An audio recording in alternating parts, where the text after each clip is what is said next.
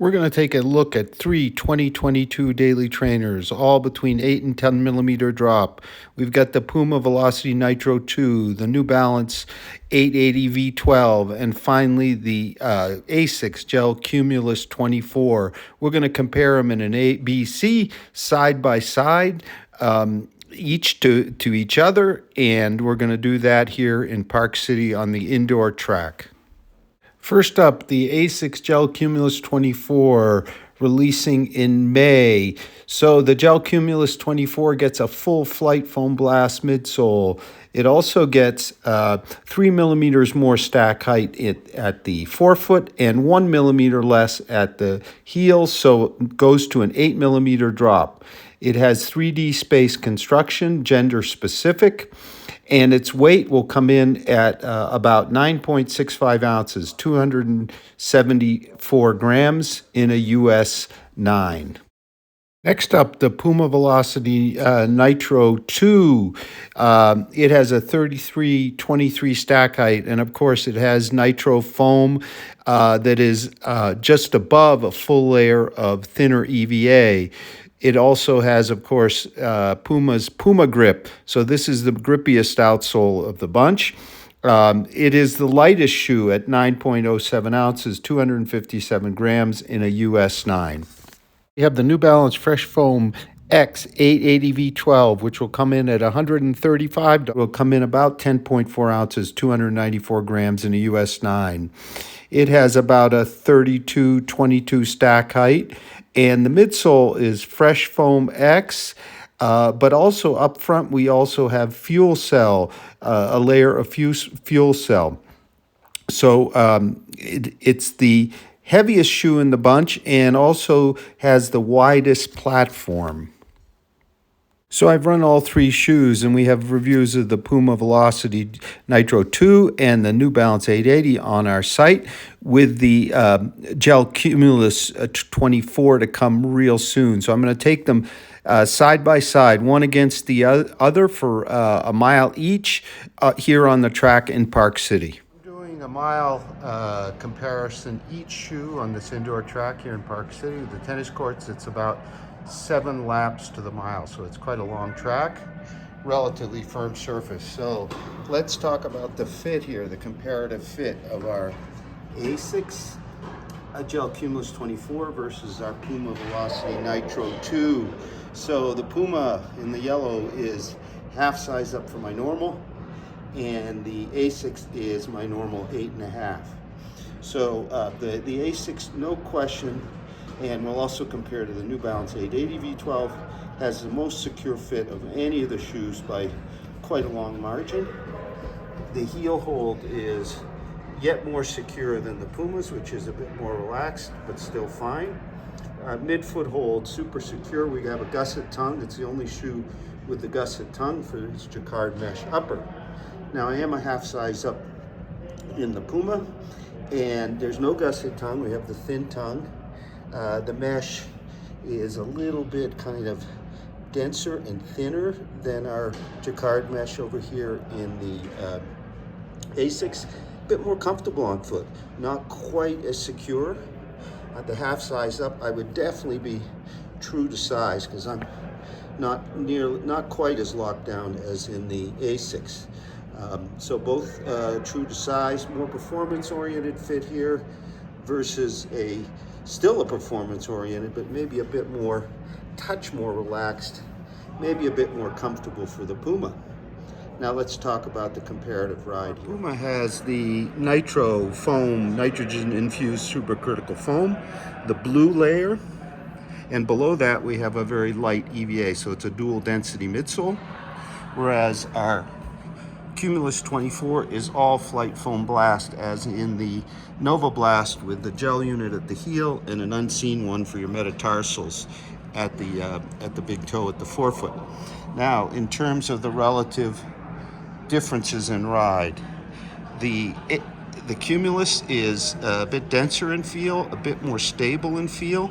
Part of that also due to the upper. It does have that characteristic bounce from the flight foam blast, whereas the Puma on my runs around here clearly has a bit more spring, a bit easier to flex. I'm going to try to flex them here on this mat and see what we see actual flex. There's the Puma Flex, and here is our ASICS Flex. A bit longer, a bit stiffer, but I definitely noticed a bit more kind of toe-off snap from the Puma with the softness. I think the EVA layer contributing. In this matchup, the Puma is the lightest. This is a US 9. It's 9.07 ounces.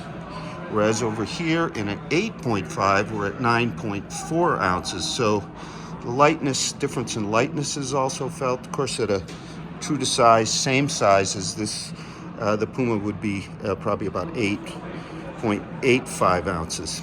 So that's felt as well. So if you need maybe a touch of stability, maybe you're a touch heavier runner, you'd go with the Cumulus. And if you want a touch springier ride, you'd go with the Puma with the Nitro foam. I would say the Cumulus is a touch more densely cushioned. You know, you can really feel not too much vibration, whereas here you're more about spring. In terms of their outsole, the Puma has the famous Puma grip, which you'll do some light trail duty in. You can see those nice lugs. We have a very nice deep decoupling groove, firmer rubber at the heel, whereas our Asics has certainly very fine rubber. The decoupling groove is interesting because you can see over here it's not cut through, the outsole isn't cut through as in the 23, but we have a deeper groove, so that decoupling is also very effective. Plenty of durable rubber on both. You won't be worrying about that. Just a quick note compared to the Cumulus 23, we'll do that in our full review. The Cumulus 23, not quite as smooth flowing as this one. Everything very consistent. And over here, we have a bit more kind of heel stability without the clip, with the EVA layer. I really like what they've done here compared to the Velocity 1. So let's keep going. Comparative fit of our 880 V12 on the left and our Cumulus 24 on the right. As before, with the Puma, there's no question in the regular width, wide's available. The Asics has a more secure midfoot hold, more secure heel hold than our 880. They're both jacquard mesh uppers, again, but what the New Balance doesn't have is the gusset that our Asics has, and it is missed. There's a bit more toe box room in the 880, but we're not as well held. In fact, it's a bit hard to see, but you can maybe see I'm pronating a bit more. Nothing wrong with that, but for faster paces and, for example, going around these corners, the difference is clearly felt. Again, the 880 is available in a wide. I think New Balance might have had a teeny misstep here. They should have made this with a gusset tongue to fit narrower feet a bit better. So now let's talk about the comparative ride. But first, the upper mesh of both is very similar. They're both a jacquard mesh upper, very similar. I would say the Asics feel on the outside is a little bit more 3D, maybe a bit denser, but not much. You can see with the heel counters, and we're going to talk about ride, but here we have somewhat pliable heel counter here, much stouter, if lower. So the other thing to note here in terms of the platforms is our New Balance sits on a somewhat wider rear platform, more kind of squared off. So that's felt as kind of a wider, stable heel landing. Although our Asics is also super stable. It's just kind of wider feeling. It's further forward as we get into the midfoot that things start to change. There's less support really because of the upper. You can see the differences here in the uppers in terms of their hold. I'm going to turn them around. You can see how much stouter this is. So there's less kind of midfoot stability in the in our New Balance. In terms of the foam, it's softer in the New Balance than the Flight Foam Blast. A little bouncier, kind of surprised by that. Whereas the Flight Foam Blast is kind of more consistently densely cushioned. This is quite soft. Now up front, whereas we have all Flight Foam Blast here in our ASICs, up front our orange is actually fuel cell foam, whereas we have fresh foam to the rear. The fuel cell is the same firmness as the white fresh foam, but it's a little denser. So you do feel a bit of a kind of a snappier toe off here, whereas here it's more of a rolling sensation. Let's try to flex them so you can see, very flexible, and that's noticed. And I think that denser fuel cell really kind of helps keep things together. Although again, we got those upper lockdown issues when you really pick up the pace. Now over here, our ASICs, quite a bit stiffer actually, more consistent kind of feel. So there's a real nice flow to the ASICs, if a bit stiffer, whereas here you've got a flexible kind of comfort-oriented stride out. Now, we're going to go next to the final comparison, and then I'll make come up maybe with some conclusions. We're going to compare the Puma to the New Balance. Oh, I had to take this comparison outside here in Park City. That's the famous PC Hill, Park City Hill, above the schools here. So let's talk a bit more about the comparison and fit here between our New Balance 880 and our Puma Velocity V2. Well, the New Balance clearly is kind of the roomiest, most comfort-oriented fit of the three. I have gotten a decent lockdown by really cinching on the laces, and this is true to size over here. My usual 8.5. So, but I'm getting some lace bite doing that. So this is a relaxed fit. It's also available in wide, but I think New Balance could have made a gusset in here, no question. Now, compared to our Puma, the Puma is also a fairly relaxed fit. I'm a half size up. I'm pretty darn locked down here, and the fit is pretty good. I would definitely go true to size. It has kind of a denser mesh that seems to hold the foot a bit better. There's no gusset tongue. It's just one of those flat wraparound tongues. Works very well.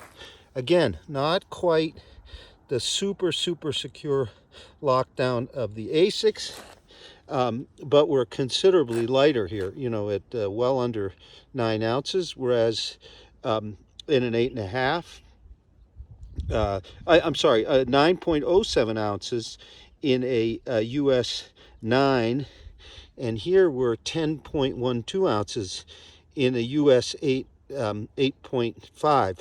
So that's quite a difference. The heel feel is very similar here, both very comfortable. Very much, I think, without the stretch, the Puma has plenty of toe box room for up to moderately wide feet. This is my wider foot, whereas over here, this is my narrower foot, and without cinching down, I'm not totally locked down. So let me keep going, and I'll tell you how they ride. Okay, here we have a battle between the fresh foam at the rear and the fuel cell at the front. Both the same firmness, although the fuel cell is a little denser for a bit more spring. You can feel that.